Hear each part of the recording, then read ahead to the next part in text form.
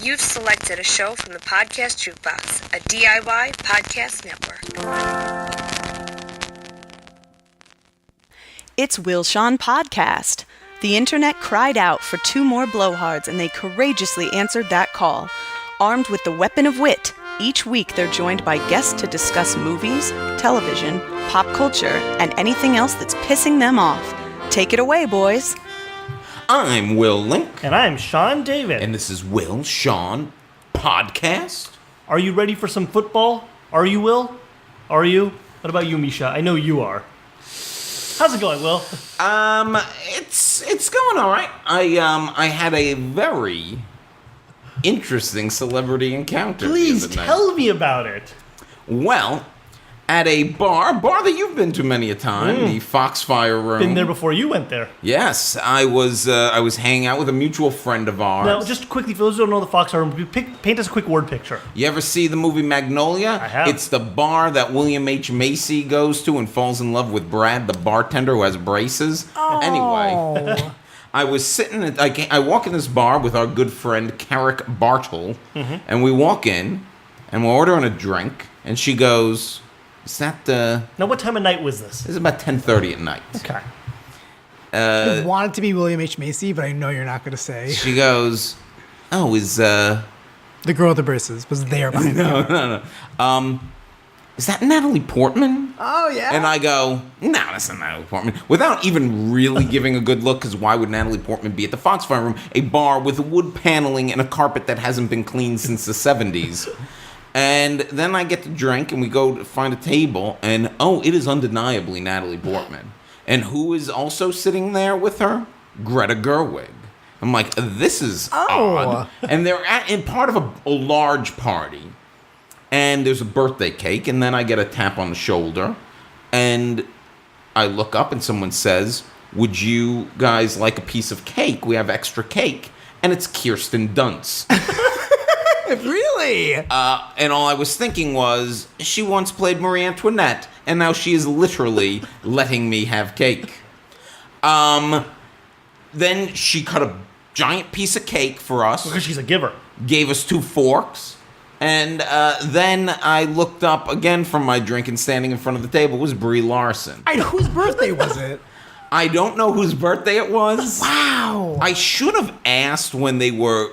When there was 2 Oscar winners, and legit Best Actress, none of this supporting actress shit. When they were cutting the cake, I should have been like, "Oh, that's great. Oh, whose birthday is it?" Yeah. I should have just said that, and then Kirsten would have been like, "My friend, blah, blah, blah." Kiki. She goes by Kiki. So, yeah. That's the kind of... That sounds like you're describing a dream. Yes. That really is the kind of story that sounds like you're just describing a dream Misha, you the had. worst part of all of this is that I was supposed to be with them that night, and I was like, nah, I'm old, I'm tired, I want to go home. I don't want to go out now at 10:30 at night. And so, in my room here, I'm getting these text messages, and I already suffer from FOMO, and I'm just getting like, Kirsten Dunst just offered me cake. And he didn't even tell me about the Brie Larson because he knew he was being an asshole, and he didn't want to let I said I was going to stop, and then he asked me, I said I should probably stop, and he said just stop, and Brie Larson made her presence known after that fact. I am actually a really big fan of not telling people when stuff like that happens for that very reason, Sean. Wouldn't you have been so much happier if Will never told you because then he would have ambushed me. No, because then he would have ambushed me with it. Because it's too good of a story not to tell. Yeah, and see, that's where I'm not telling it to be an asshole. I feel this need to tell my stories. No, just tell things. I have a story to tell. Well, when I was at Hamilton this week, what I learned is that, what's important is who tells your story. So, Sean, wait, did you really go this week? Yes. Can I ask you how much you spent on the tickets? I can tell you later, but we didn't. It was part of a season, not really anything, because it was a part of a season pass. Okay. Because I keep wanting to go, but then I think, are you in the lottery? I don't care enough to enter a lottery.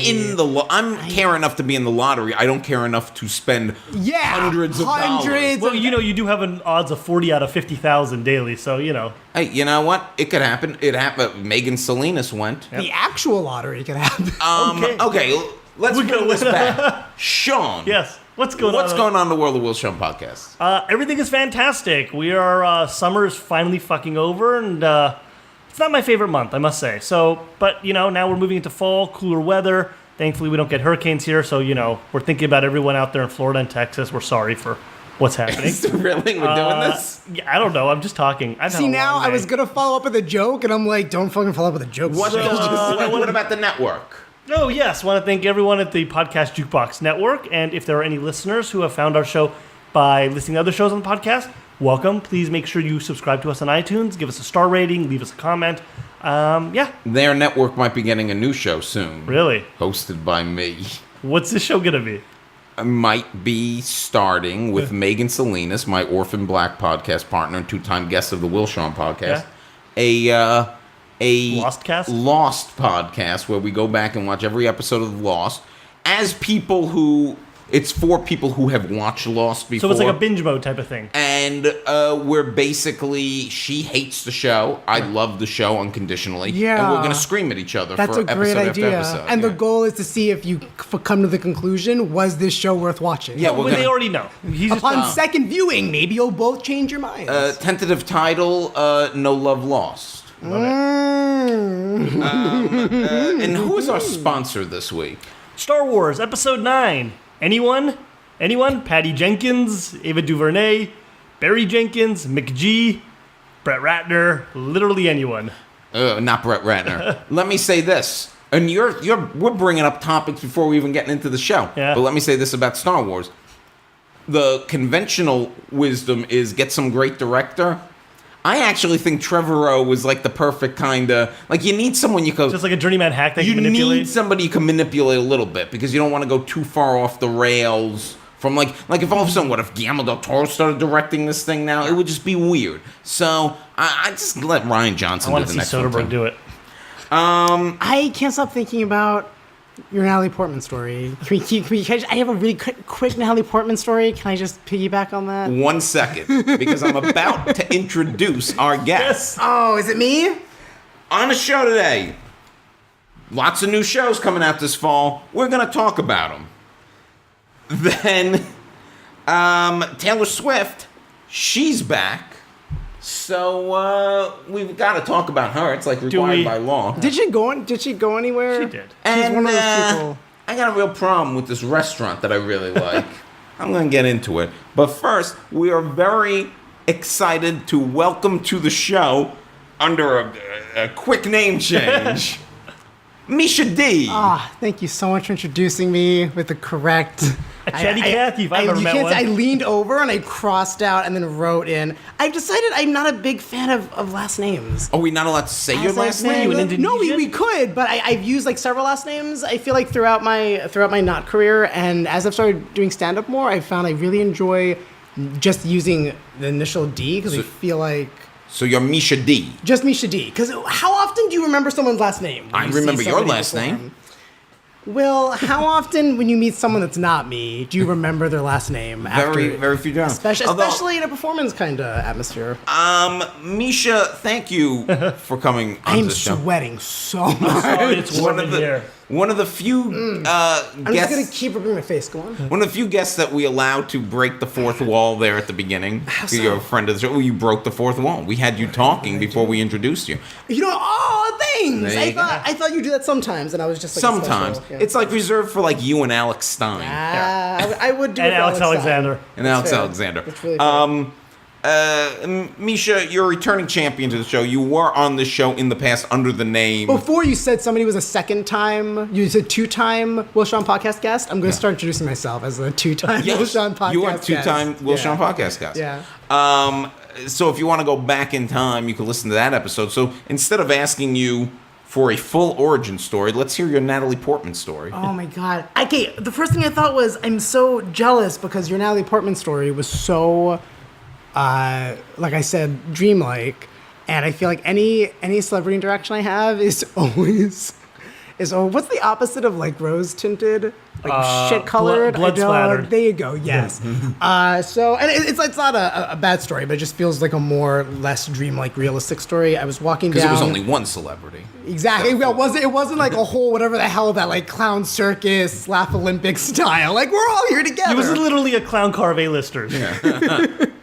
I was walking with a friend down in Los Feliz, and we're talking, and then he's telling me a story, and then by the end of the block, I go, I'm sorry, can you start over? I saw Natalie Portman like halfway through, and then I kept staring, and I just finished her story. He queens the fuck out, and it's like, oh my god, we have to go back, please, you don't understand, I love her so much, and I'm like, they don't like that. Anyone who's been in a movie regularly since they were 7 does not, please, like, no, please, her and Meryl are the only two people I would ever bother, I know they really like it, please, and then I say, okay, let's go. So we circle back, and I'm trying to like break the ice because I know she's having dinner with like her husband and her mom. She don't want to deal with that. She does not want to, and my friend will stop bothering me, so I say, how can I make this less horrific? So then I walk over and I pretend he's my boyfriend, and then I just swing my arm around him and I go, hey, I'm so sorry to bother you. My faggot boyfriend will not stop queening out, and I'm so sorry. I would never ever allow this to happen, but he just needs to say hi to you. Her husband starts laughing, so I'm like, yes. She looks like the nicest person trying not to tell you to get the fuck away from her. Like, she just has the smile, like, thank you. Yep, trying to eat my dinner. Thanks. And then we walked away, and my friend just looks at me, and he's like, okay, you were right. I was like, yeah, I was fucking right. Thank you. Don't talk to people like that. I never told, the only time no, they invited you to have that. I keep getting away from the mic so I can keep rubbing my face. Okay. I'm sorry, I'm just so, I'm so moist. Okay. No. I think it's because you're drinking hot tea also. And I'm drinking hot tea. I want the idea of having tea just seems so classy. And then you gave me a separate cup to put the spoon in, and it paid off in the class factor. But well, then I also give you the weevil-infested sugar. Yeah, weevil-infested sugar. Now, Misha, when you were on the show last time, you were promoting your storytelling show. You were part of a very special episode, a storytelling show you did. You are a storyteller. I think that is a great example. You just told us a very concise, funny, charming story. And I only said faggot twice in it. Go on. But one of the reasons we want to have you back is you have transitioned out of the world of storytelling and you have gone into the world of stand-up. You lost a name, you changed stand-up. Yeah. So I stopped using a last name and I switched mediums. How weird is that? So I guess the question is, why? Oh, God. You know, I was thinking about this today, actually, which is great because you didn't prep me with that question. Well, I would have. You should have assumed it was coming. Not really. I didn't know if there was, I don't think last time we talked about anything personal when I was on the show last. I had a big shift. I think after in the past year, especially after the election, I stopped really wanting to talk about myself, which is kind of the premise of storytelling, is you're talking about a story that hopefully happened to you, you know? Yeah. And I kind of wanted to... DJ Miller has a really good line where he talks about comedians being like modern-day prophets, where you're just getting up there and you're just kind of spewing thought. And actually, I think you would be a great stand-up, Will, because a lot of your stories involve rants about pop culture that pretty much would be like a good stand-up set. That is true. And you prophesize in your stories. You do a lot of good You knew Brie Larson was going to show up. I knew. You know, I didn't know. Let me say this. I didn't know Brie Larson was going to be big star back the first time I saw her. And when was the first time you saw her? On United States of Tara. God, I love that show. And I watched it with my old writing partner and roommate, Jared Garcia. And I called him to tell him about these celebrity sightings. And I said, we knew it. He said, we knew it. And Jared's like, I remember we sat there and we watched her on United States of Tara, and we said she will win an Oscar and she will be Captain Marvel. And I said it 10 years ago. She will go to Skull Island. Yeah, I said it 10 years ago. Well, thank you for thinking I would be a good stand-up comic. You would. I mean, I don't know if You should go to an open mic one night and just like riff. I feel like I don't got jokes. I feel like I'm the person who I don't necessarily say funny things. I say things funny, but I guess that's good enough. Do you think that's true, Sean? I don't speak too good. I don't know how to talk. You're not going to be able to keep me. Okay, simple Pete. You're not going to be able to keep me on topic now. You want to just really quickly say United States of Tara. I loved it so much, and then it's one of those shows, and I think we've talked about this before. Me and you, Will, where I can't. if a show's already ended and someone recommends it to me, I will ask them, how's the finale? Because if it's not completely cathartically satisfying, I will be so up. When I said to Tara the way it ended, you remember how the third season just got axed, you know? Yeah, it was rough. And I watched it on Netflix. I had the flu, and a friend said, "Oh, you should watch this just to binge it." And I loved it. And then when it ended, I was so mad my friend didn't You're online warn me. looking for new episodes? I was talking about it in therapy the next week. And I just for days keep thinking back to this show, and then I just feel like weepy, and and then my therapist after a while is like, I don't understand. Does this represent something bigger, or do you just want to talk about being sad that this show didn't end better? And I'm like, both, obviously. So it's true. But back to stand-up. No problem. Back to stand-up. Back to stand-up. Because we got a lot of TV to talk about. A lot of TV to talk about. I've actually really been enjoying doing stand-up because you talk about yourself, obviously, but it's more like you talk about the world through your lens, which is still talking about the world first, while with storytelling, you're talking about the world through a lens, but it's really about you. And I kind of just wanted to stop talking about me for a while. Okay, that makes sense. Yeah. I get that. Yeah. You can be honest. Your life just got boring. My life got so boring. You got domesticated. Oh, Sean. And that's it. You're like, fuck, Trump. Let's go talk about Trump. Yeah. Although here's the thing. I have not gotten a chance to check out any of your stand-up. I know you miss every show. But for like legit reasons, like one, I was having a birthday party. Like being in England. One, I'm going to be in London. So please let me know the next one. But So you can schedule against it. Do you get political in it?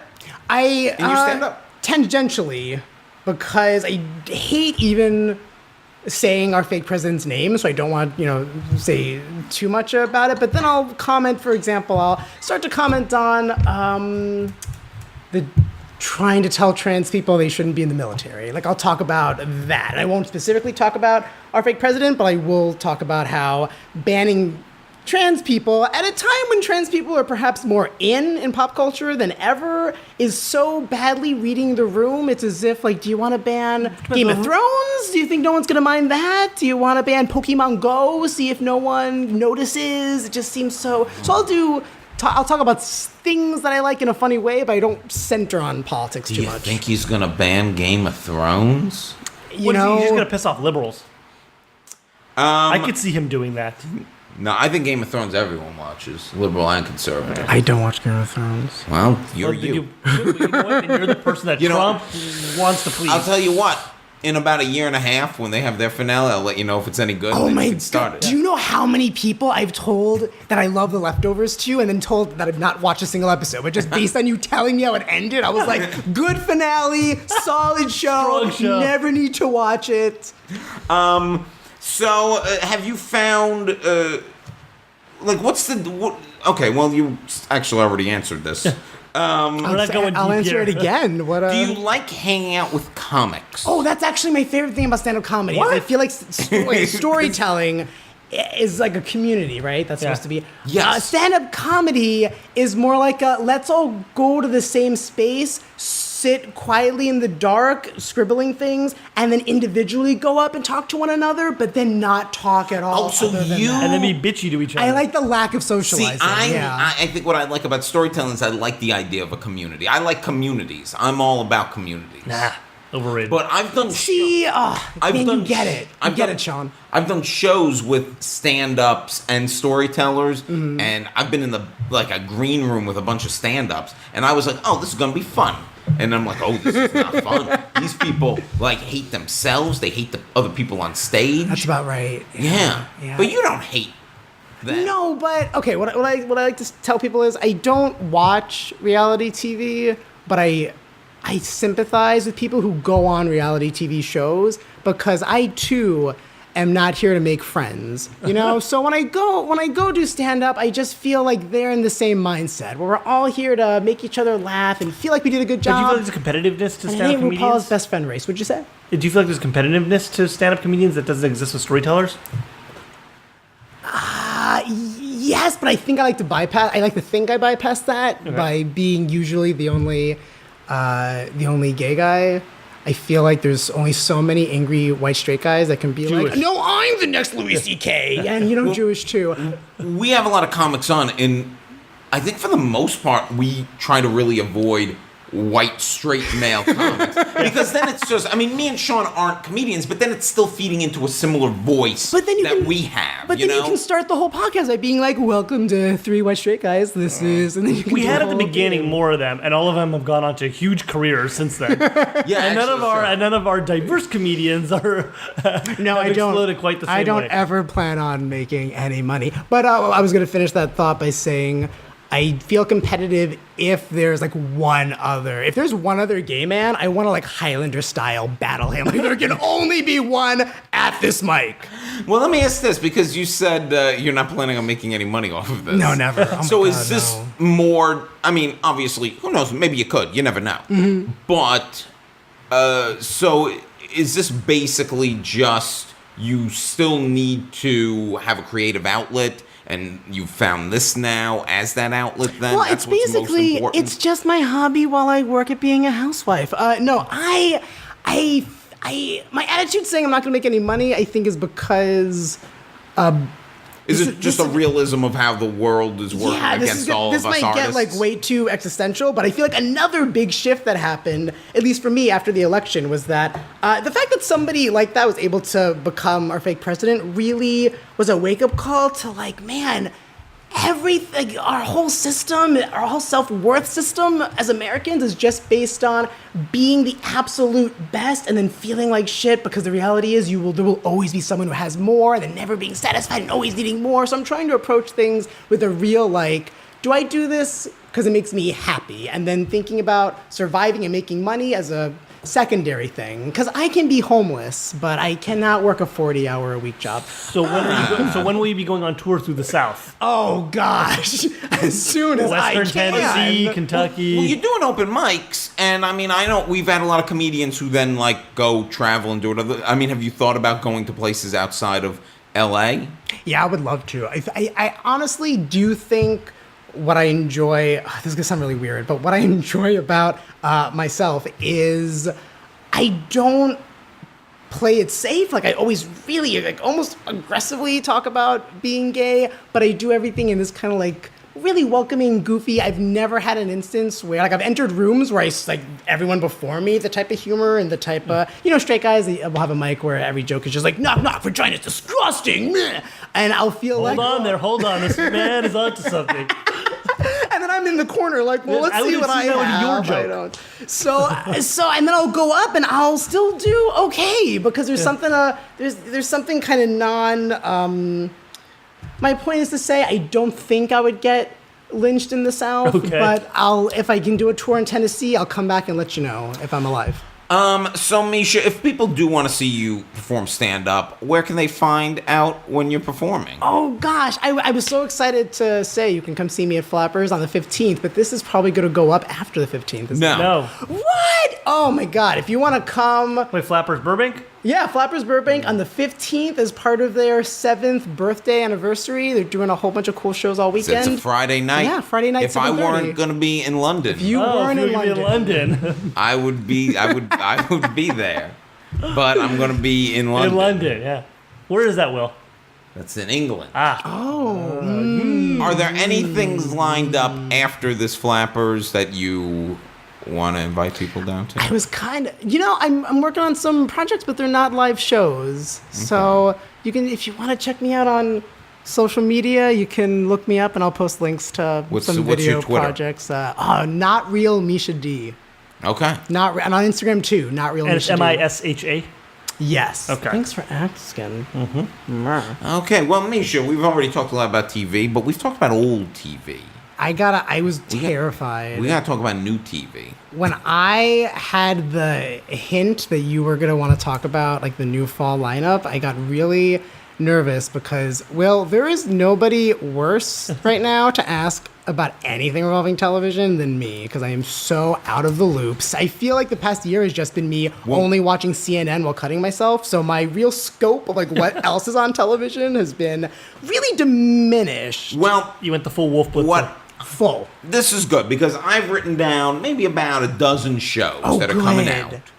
Can I guess what they're about based on the title? Yeah. Great. Yeah, we'll let that, and then we'll tell you what it is, and then you can And then tell you play us, studio executive and you greenlight it or not. and then we'll figure out whether you'd want to watch this, and then maybe we'll Perfect. talk about how Perfect. terrible it is, because let me tell you what, a lot of these look pretty fucking terrible. I will say the only, and I'm glad you said that because I was thinking, do I want to This be looks negative? like last fall there were a lot of Man. shows that actually looked kind of good, and I ended up watching. And some of them became big hits, like This Is Us, stuff like that. Now, I don't want to be a hater, but Go ahead, God, haters this gotta season hate. really. You know when you see an article, go on. well, I was going to say, we'll start with one show that I actually have already seen, and actually I do like, but what do you think The Deuce is about?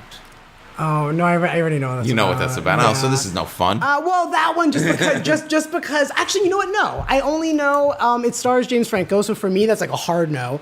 And I know that it's another period piece about the beginning of some kind of industry. Porn industry. Yeah, porn. But notice how I was able to tell you the rest of it just based on well, the at least poster. James Franco's playing twins. Oh, you fucking There's kidding two of me them. now. Is one of them gay or is both of them gay? Neither of them are gay. Oh, he's really stretching this time. Okay. That's Sean, cool. have you watched this yet? I haven't 'Cause watched it I've yet. watched because it's been available on demand for I'm like a starting week to get now. backed up with my TV, and I don't know when I'm going to watch any of I'm- this stuff. I'm worried about getting backed up too because I'll When be you- in London. Yeah. But the I watched this. It's 70s New York, early 70s, start of the porn industry. James Franco, Maggie Gyllenhaal, Lots of nudity. lots of nudity. But I'm a sucker for gritty 70s New York, and I thought the pilot did gritty 70s New York really well. So I'm gonna stick with And it. it's David Simon who did The Wire.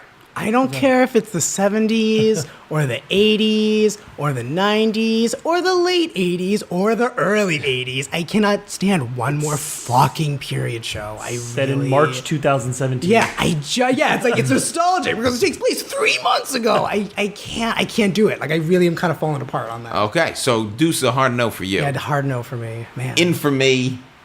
I'll watch it, yeah. Yeah, I think it's good. Every other show on this list I have no interest in. You know when you see an article and it says like new fall and it's always the same like like 1, 2, 3, 4 Yeah. stripes of different. Yeah. I'm sure it's been like this for years, but I was really noticing today, just trying to look through them. Every single one, it's usually 4 different images. Only one will be of an original idea, Wow. which is actually representative, I think, of even now we have this giant inflation where there's too many TV shows. I really think only 25% at this point are actual original ideas that aren't based on a book or a movie A or it's a Real prequel Housewife. or it's a continuation or it's a Real Housewife that's actually a prequel to the other Housewife show. Well, what do you think Inhumans is about on ABC? Oh my goodness. Well, I'm actually a really big comic book nerd, so I do know what's Based about. off a You are comic wearing a book. Marvel But then, t-shirt. actually, that's the other thing I was going to say. Things that are based on things, that you want to be based on things, they're doing it wrong. And you're like, how only what I want to be based on something looks So you didn't like Legion? I actually did like Legion except for the finale, but Inhumans looks like the weirdest, like, freaking Party City commercial Yeah. I've ever seen. I don't know how that happened. I am a fan of Agents of S.H.I.E.L.D. I actually think it's a show that started off very shaky. I'm gonna try but again. then became very good, and the Inhumans play a big part on that show. No. But now they want to have a back whole out. show about all these other Inhumans, and you know what? First of all, it doesn't look It good. looks really bad. And secondly, there are too many superhero shows at this point, and now I got to watch a whole other group of mutants. This is out of control. well, they're Fear not the Walking Dead mutants. of Agents of S.H.I.E.L.D. They're not technically mutants. They're Right. Inhumans, which are different than. Yeah, well, they are different. That would be That's true. While we gifted if fight you want to these watch battles- another crappy Well, show. while we fight these battles, Trump gets elected president. But keep Exactly. bitching about mutants and Inhumans. Sean, you are so on point tonight. You just brought up Gifted, I which is an don't- X-Men adjacent I don't know if I can do it. series I don't about know. a family who discovers their son has abilities. I don't know if I can even talk about it. Young I'm so Sheldon? upset. What you're jumping the gun here. I got to do these. I have an order here. I love Amy Acker from Angel. I like Amy love Acker, too. I would almost watch anything Amy Acker is in. but not Gifted. And this is what I'm talking about. You have so many things that's based on so many things. And then as a big X-Men fan, all I want to see is something that is just a direct translation directly from the comics. And because of the whole, Fox, Marvel thing, X-Men just keep suffering and like the movies keep being worse and worse. And the show, it just seems like a dumb, like it seems like one of those things where you look at the trailer and you think, who is this made for? Like, big fans aren't going to want to watch it. Not fans are going to be like, what the hell is this? Is it just for people who want to see hot kids on TV in the rain? That's why we have the CW. Oh, man. Who is almost all superhero shows, it feels like.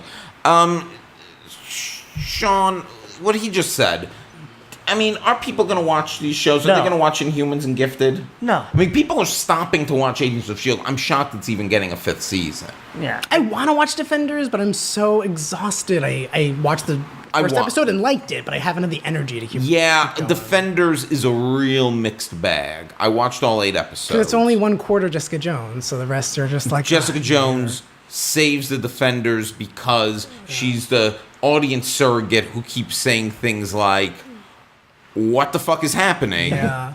Like, why does everyone know Kung Fu? This is fucking stupid.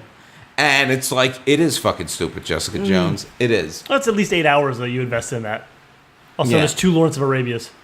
Yeah, there you go. I mean, I've seen Lawrence of Arabia at least twice. Have we talked about Lawrence of Arabia? Like, have we ever just talked about it? No, why would we have? I went to go see a screening at, I think, like, the Americana or something. Yeah. It's one of those movies that everyone always talks about. You've never actually seen. You've both seen it? Many times. I've seen it on the big screen. As heterosexual film buffs... Yeah. Did you not recognize Lawrence of Arabia as the gayest movie you've ever seen? How is that not taught in film school as like the pantheon of gay cinema? No, I went to Sarah Lawrence. We never talked about Lawrence of Arabia being a gay movie. It is a gay movie. Yeah. Anyone listening that's not seen it needs to go watch all 12 hours of it and just see how the trick is, Misha, pretending that it doesn't hurt. Pretending what, the whipping scene? No, with the fire. I'm just thinking about the scene where he's getting whipped, and then the guy who's ordering him to be whipped is clearly like masturbating behind the door. Like, I'm gonna watch, just crack open, and you're just Did like, what's going on? Did you ever see Ben-Hur? No, also that's even gayer, also right? very gay. Well, because that's more homoerotic.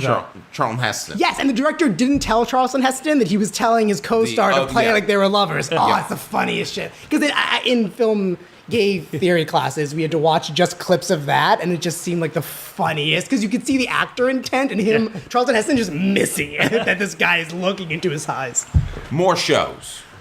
I was gonna say cartoons have really been the only like safe zone I can find in TV nowadays. What do you watch cartoon-wise? Oh, BoJack Horseman, I'm so excited. Oh, it's so good. And I keep thinking, is it just because we live in LA? But I'm pretty sure it helps, but I really think, kind of what I was saying before, about just our culture has just become this like capitalism on steroids thing. Anyone, I think, in our generation who is obsessed with wanting to just be their best selves, I think would like BoJack. But I get blindsided thinking maybe it's an LA thing. I hated it. You really? You're literally the only one I know who have you watched more than season 1?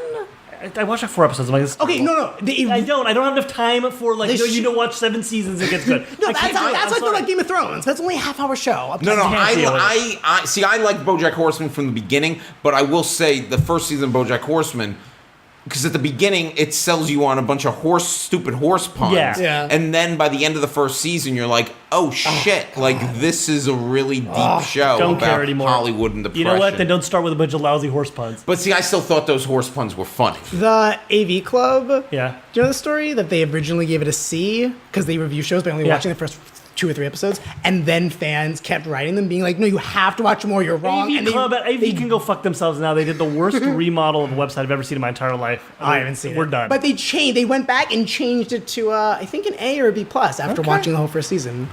I really recommend. Anyway, so let me throw out some more shows to you. I was gonna talk about more cartoons. Oh, Rick and Morty. I'm loving the new great. season. South Park. I'm really on the fence about, and depending on how. I'm really gonna, as if they care, but I'm really gonna base if I watch the show or not moving forward on how their season premiere is, because I really. Well, they said they're gonna get away from like Trump stuff. If they don't want to talk about They're it not at doing all, serious- I'm yeah. going to stop watching. Because honestly, Well, I they think, did a lot of Trump stuff last season. but I think they have a responsibility to But directly address the fact that their viewers are a lot of the demographic that went But- Obama-Trump. I think I also understand their viewpoint of satire is a reality now. And we So what are we need to do? Yeah. for their own creative sanity, have to get away from that. I understand Yeah. that. I'm going to throw out some more shows to you. Yeah, Because we got a please. bunch And I'll here. guess what they're about.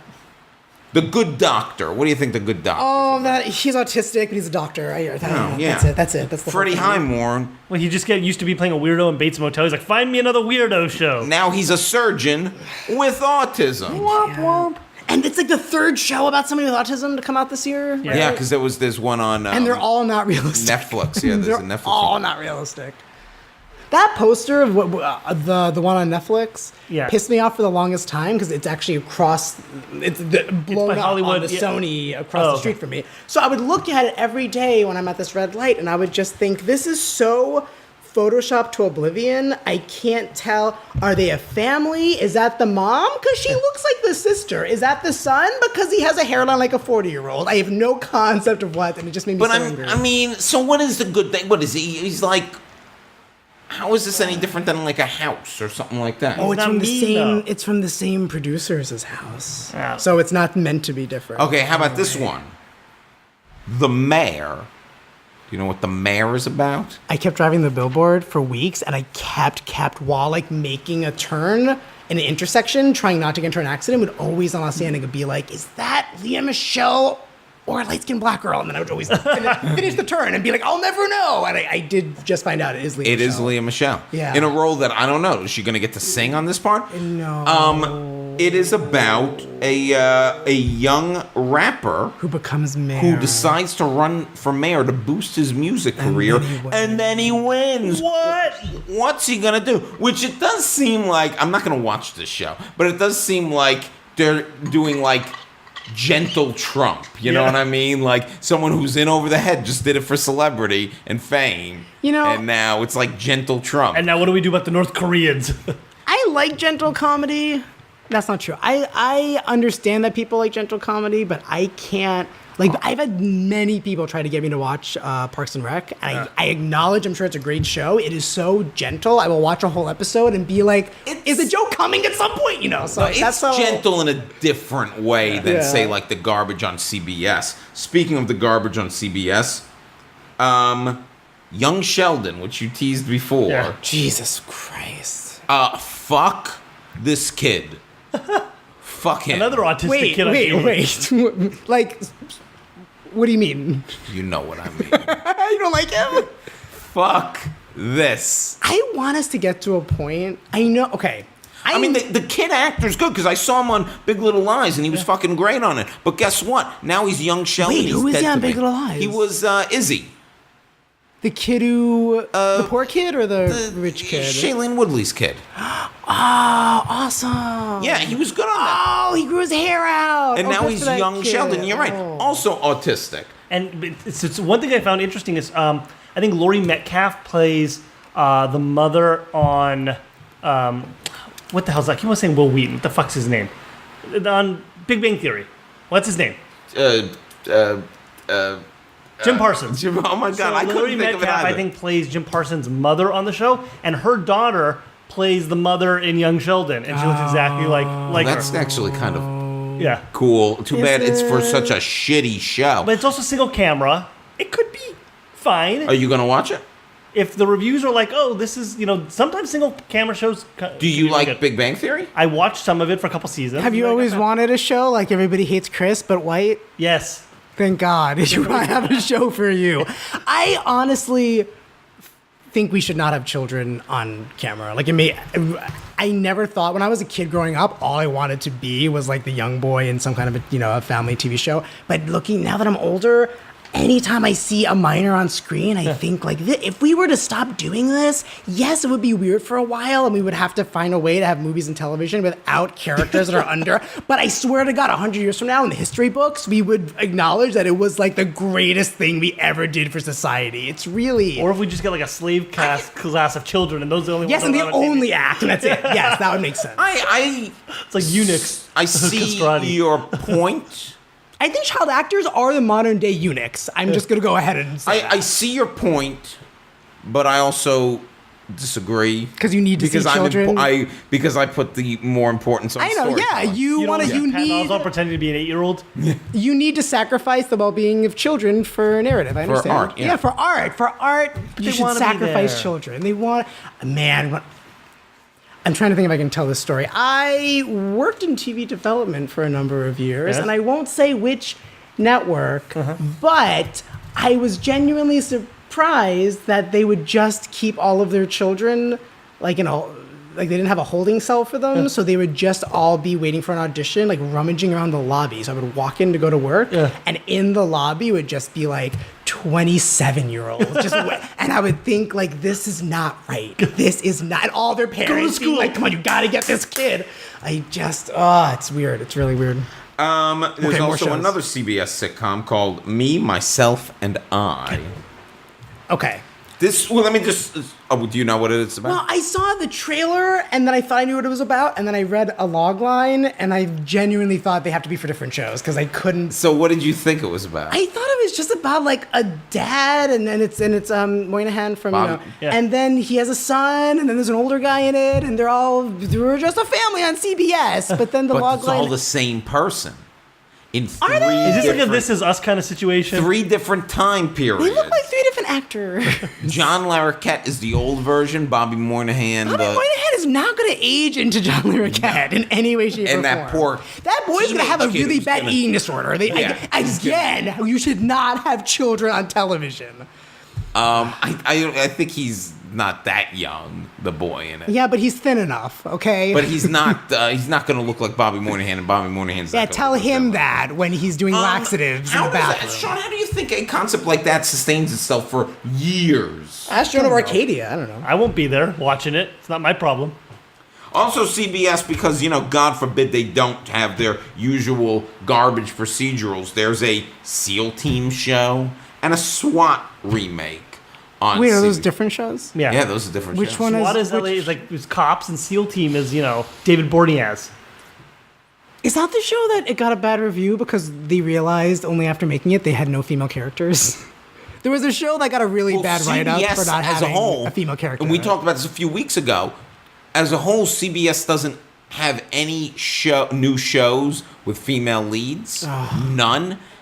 But the funny thing is, their new hip online service has a new Star Trek, which I would love to see, that has tons of diverse and 2 female leads. Yep. Wait, is that going to be on TV or only online? That's going to be only online. No!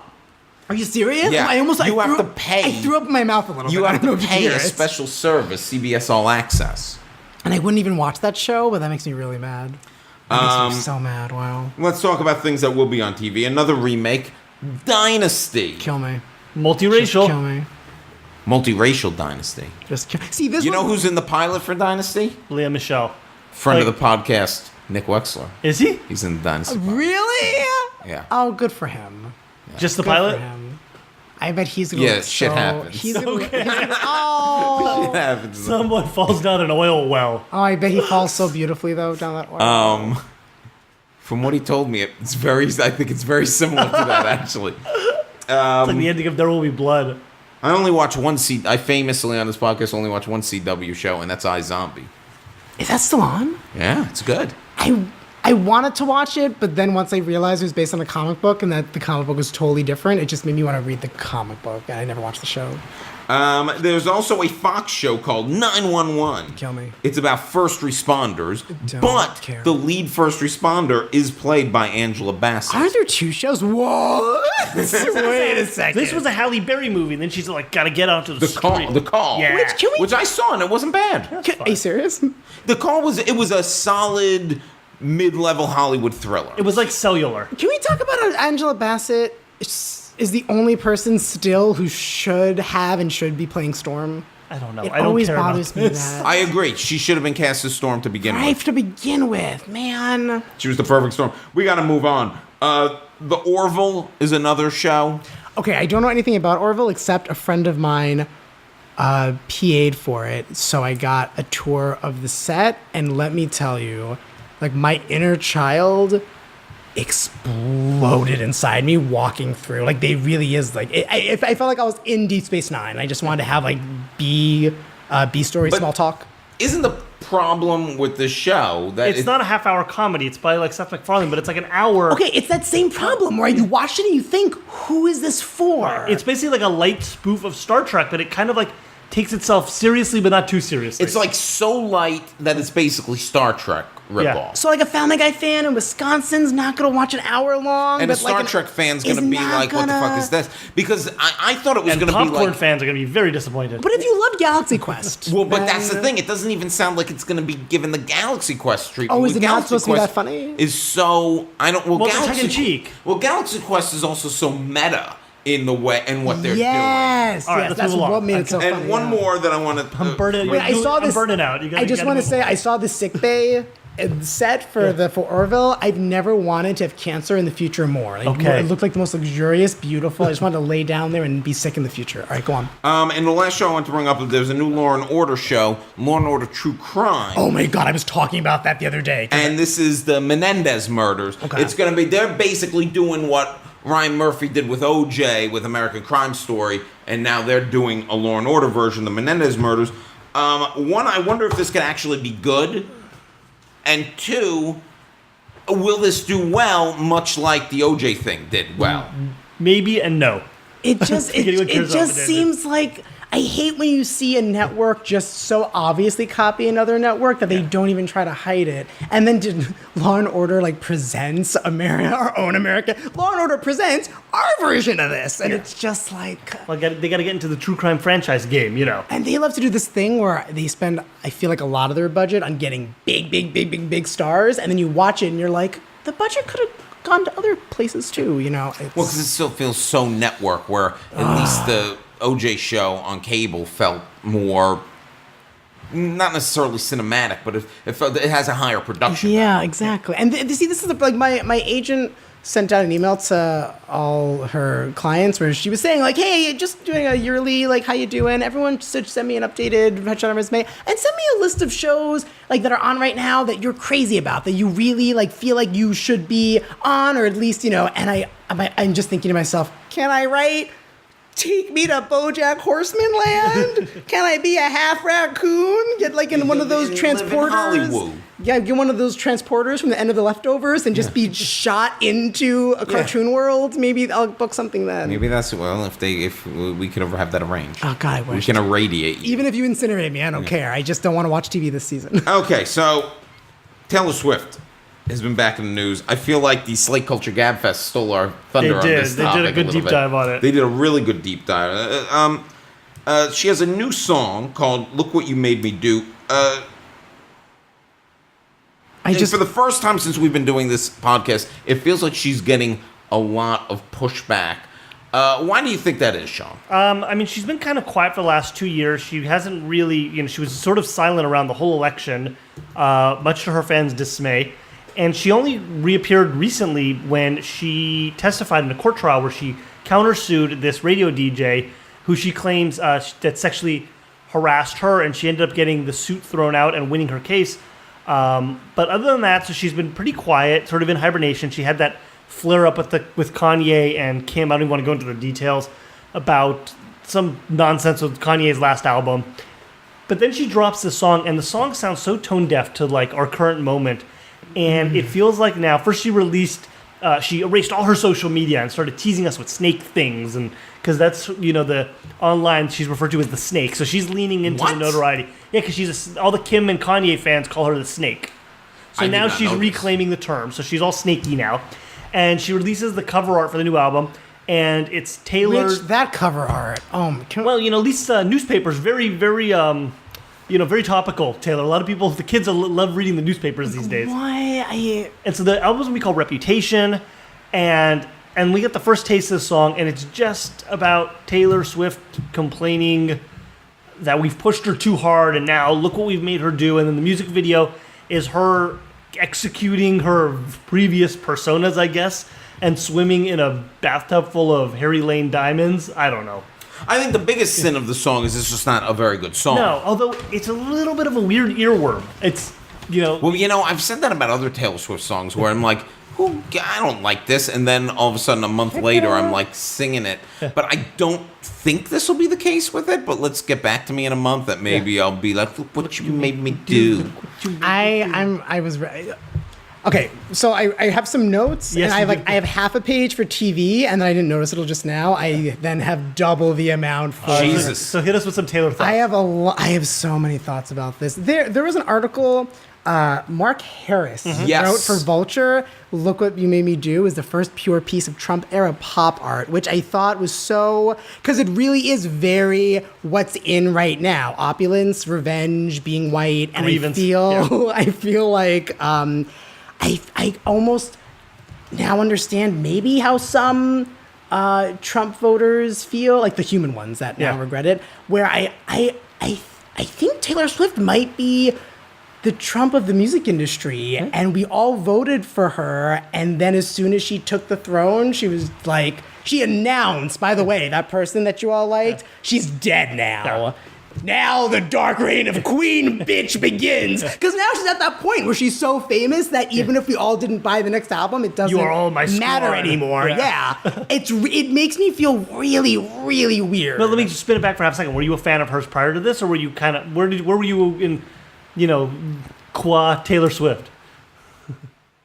I saw her live at the Staples Center. Okay, and there I'm we go. so embarrassed to even admit this. No, I was you so don't have to be embarrassed. I am embarrassed now. I have such voters remorse over this. I mean, because I didn't think she was take- going to turn out to be like this. But I take more, I think, from if we refer to the Slate Culture Gab Fest, the more the Jody Rosen position, where I think that Mark Harris article, and I love Mark Harris, was a bit harsh on her. Really, I Yeah. actually thought it was pretty on point. And one of the I really one of the did. criticisms they had is I that loved her. It's an article that's written by someone who they felt doesn't really know Taylor Swift or know her discography, because there's very little mention to her earlier music and trying to place this within the context of her earlier stuff. He just is viewing it purely in the lens of this reactive Trumpism, and But I think that's kind of what we should be expecting from artists, because there's a part of me that is just mad, and not that I know her, but as someone who actually really was a fan, is kind of like, when you are a lucky enough artist that you have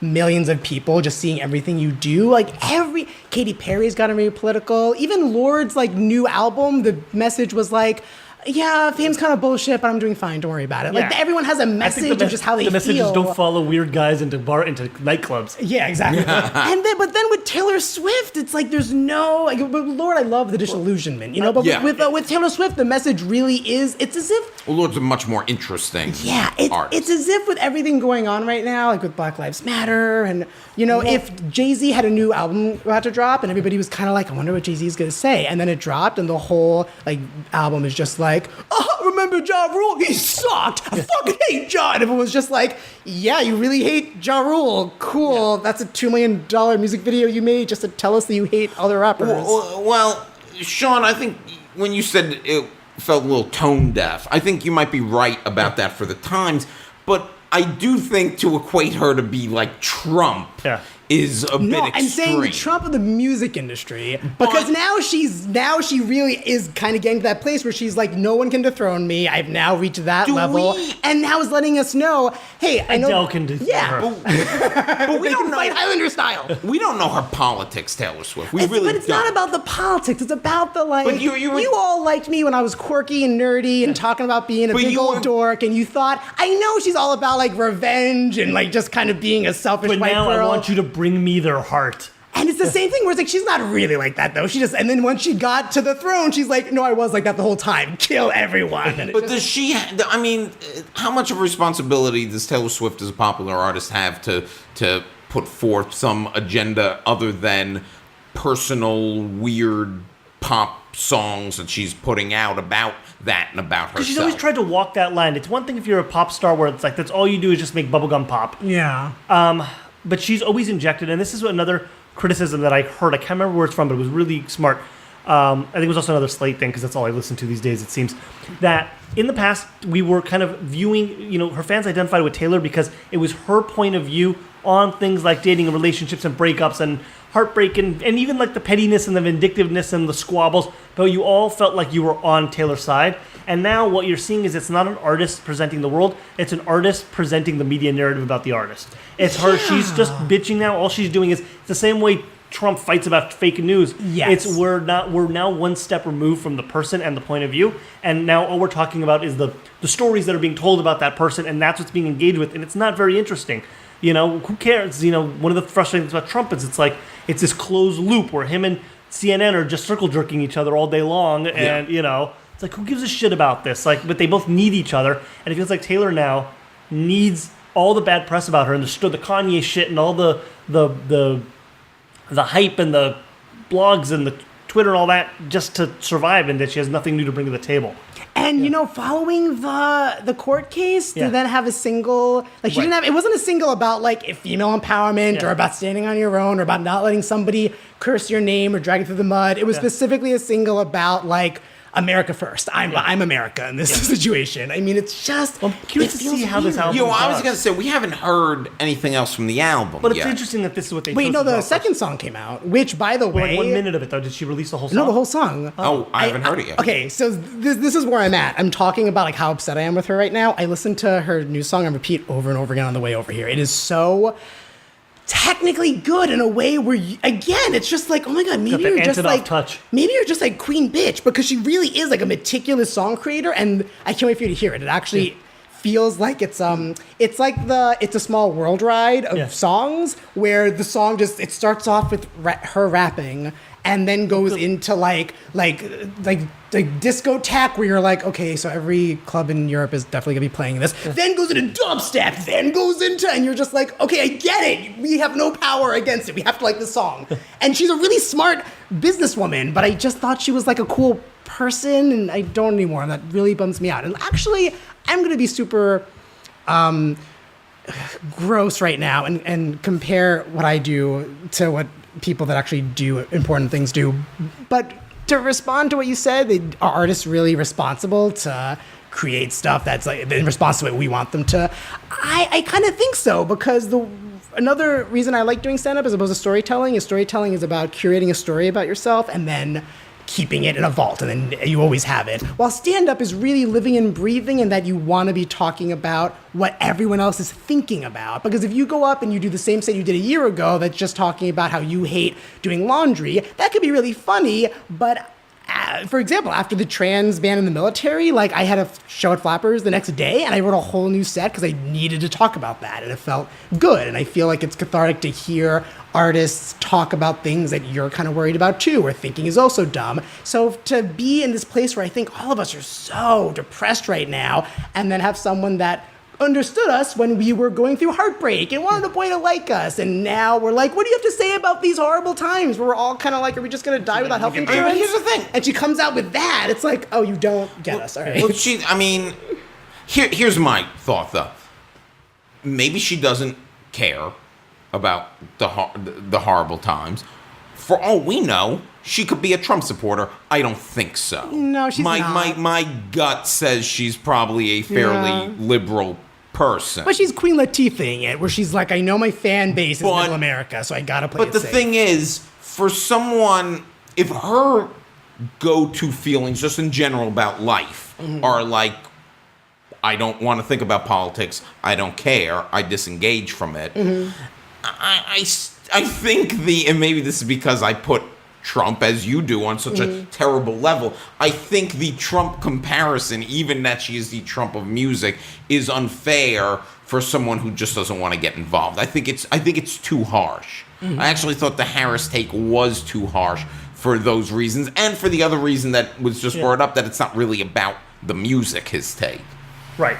So my favorite line from the article, the Vulture one, was how I'll respond to that. By that, I don't think that she's a Trump supporter. And in the article, he says, we don't know how she, which way she leans, but we do know that she is someone who wants you to know she won, but is still the victim. Yeah. And I don't think that she's like Trump, but I do think on a scale of Hillary to Donald, Katy Perry's on one end and she's on the other. Like, he plays the victim every day, even though there was a tweet I loved. I don't listen to Katy Perry music. Like, just to be clear, like I love Taylor Swift music. But there was a tweet that I loved that someone tweeted during the VMAs that said, and I'm paraphrasing here, but it was when Kanye ran on stage that night.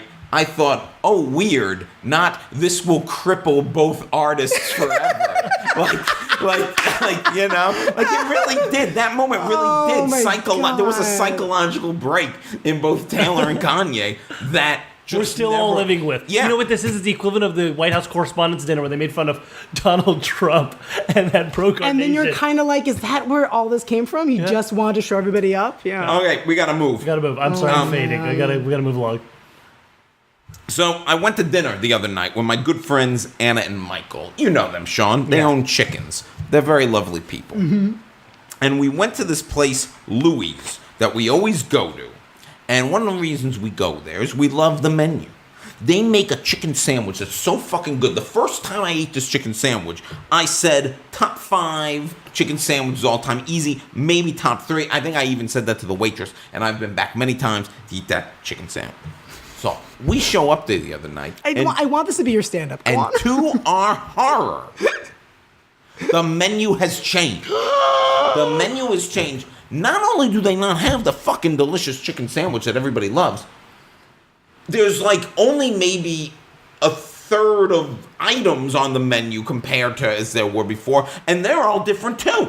They have these fancy French fries, no fancy French fries, and no fucking chicken sandwich. Apparently, the new chef made some changes, and clearly the waitress was very tired of explaining this to everyone who asked. Poor waitress. I gotta say this. Who does this fucking chef think he is change the menu like that?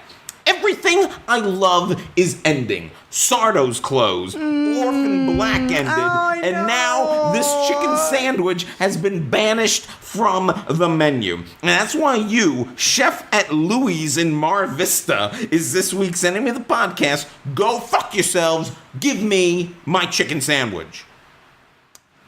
This is the first chicken sandwich I lost recently. I was hanging out with friend of the show, Alyssa Vaughn, and we went to, I've named a lot of friends on this episode, and we went to Gordon Biersch in downtown Burbank, and I always get the barbecue chicken sandwich there because it's really good and it comes with a side of garlic fries. And I look at the menu, barbecue chicken sandwich isn't there. And I call the waiter over and I said, "Where's the barbecue chicken sandwich?" He goes, "It's right." And he points to the menu and goes, "Oh, it's not there." Oh. I said, "Yeah." I said, "I really want the barbecue chicken sandwich." And he goes, "Well, I'll get you a barbecue chicken sandwich." And they brought me the barbecue chicken sandwich because, let's face it, it's the barbecue burger just with a chicken patty, and they got chicken patties. But I'm very worried that once we get to a new generation of waiters at Gordon Biersch, they're not going to know what the fuck I'm talking about when I say give me my barbecue chicken sandwich. This is pissing me off. First they came for my barbecue chicken sandwich. I said nothing. Yeah. No, Will said something. I did say something. Good. I don't want to derail you from this beautiful rant, but did Orphan Black have a good cathartic finale? Yes, had a very good finale. Really? Yeah. Oh, you felt complete inside? I felt very good about it. Oh, great. Yeah. I'll tell you all about it at another time. I love your recap. Sean, have you dealt with a lot of, like, you show up at a place and you obviously, even if you did, you wouldn't No, for act me, like it's more just like the thing closed. We don't have these subtle little microaggressions against me. You know, it'll just be like, oh, that place you like? No. I'd rather Louis' on Vista closed and changed their menu. Yeah, you got there and it was like a Sonic burger? Now, to be fair, we all enjoyed our meals. Yeah. But then, like, normally we would have stuck around, have a second drink. We went somewhere else. Yeah. And then when we went to the other place, we were like, yeah, our food was good, but... And then we started... So what'd you get instead? They didn't have the chicken sandwich. I got some weird, spicy chicken, but it was like It was like fried chicken, but it was like weird, and it was tasty. But we were most disappointed because we got the French fries. They used to have fancy French fries. Now they just got it was just a plate of regular French fries with fucking ketchup, like fucking losers. The Tender Greens in Culver City stopped serving fried chicken, and I thought I was gonna have a fight. But that's also a chain though. Like the Gordon Bier's thing is a chain. I wonder if they just like redid their whole. Was it just they didn't? Maybe fried chicken didn't exactly match up with the. Fuck! What am I talking about? I went to Mommy Burger the other day, and they had they started serving chicken sandwiches, and they took my favorite one of those chicken sandwiches off the menu, the Manly Chick. This could be. I'm sorry. What? It's called the Manly Chick. That's pretty cute. I think it's you now. They really are coming for my chicken sandwiches. I think you need What to. is happening? You need to hold your chickens dear to you now. You should go kidnap Anna and Michael's chickens. Like I'm not letting them take you too. Okay, listen. We always like to end on a weird note, and a while back, I bet it was Kirsten Dunst's birthday. Go on. it wasn't. I looked up all their birthdays. Damn it. Okay. A while back, we talked about how clowns were terrorizing in the streets. Do you remember that from a few months ago? Where there's like clowns. Last summer, because I said, when the clown's going to stop when the first snow comes and no asshole wants to stand up freezing in the Kentucky woods. And they would clowns were hanging out on the edges of woods. They were hanging out, just standing on street corners. Just creepy. We should have seen it as a predecessor to Nazis. Well, That's how it starts. With the new It film coming out, police are worried that the clowns are gonna come back. Philadelphia CBS local. Pennsylvania State Police have issued a warning about the resurgence of creepy clowns. Yes. And the World Clown Association is bracing for a new wave of backlash due to the upcoming release of It. And I would also like to point out American Horror Story. I watched the season premiere of that. A lot of creepy clowns.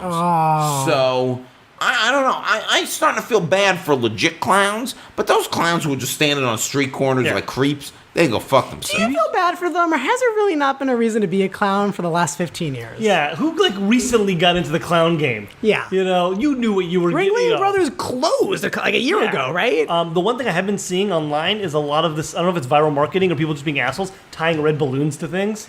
Yeah. Just put it like you open up a toilet stall and there's a red balloon tied I kind of love that. I kind of love that. Is it? I feel like it didn't get good reviews though. No, it got pretty good reviews. Got pretty it got good okay reviews. I'm reviews? seeing it this Alright. weekend. Yeah, it's supposed to be very, very scary. Tell me how you like it. Yeah, they all float, Misha. I'm not gonna watch it. So, Misha, Yeah, Will. thank you so much for coming on the show. Thank you, and a special thanks to Sean. Sean, you were on. I feel like me and you were on the same page, like 80% of this whole podcast. But it's that 20% that, That's right. That's what Will Well, they took. say that, 80% sea me and Will slugs were and in. humans share like 80% of the DNA, so. Oh, let me leave you guys with this. If you want something weird, did you hear about squids or octopi? I forget which What one. they do now. You know how What are those squids what do those doing now? assholes do? You know how everything is very close in DNA on Earth. Like we're only a couple percentages away from monkeys or bananas. Right. They discovered, I can't remember if it's squids or octopuses, or maybe both, but they discovered that their DNA, the only thing on Earth, is completely different than They're everything from- they're else. aliens. That's kind of one of the theories, like how it would have to be from another planet. to have Squids are nothing- completely... I didn't trust those squids. Like the DNA has nothing in common with anything else on the planet. It's really a weird discovery. Maybe they're really like our overseers and they're keeping an eye on everything. Or they were dropped off as like cute pets by a race. By the Prometheus alien. By whoever's taking your chicken sandwiches. That's weird. It's all time. 3 places, 3 chicken sandwiches. Or maybe you just have unconventional tastes and you're picking the losers that no one else buys. No, everybody likes these chicken sandwiches.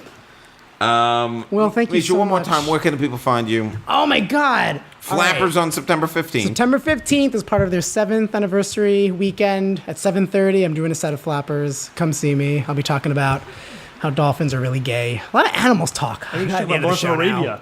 Lawrence of Arabia is very Lawrence gay. of Gay-Arabia. We don't have time during my set to even go into Lawrence of Arabia, but I will talk about dolphins being gay. Well, he's walking around with his knife and he's got his white robes and he's Gayest dancing around on the movie. train. Is there if you YouTube Lawrence of Arabia gay, I bet you a compilation does not come up, and one should. That is how gay the movie is. Well, It's you got really some time on weird. your hands.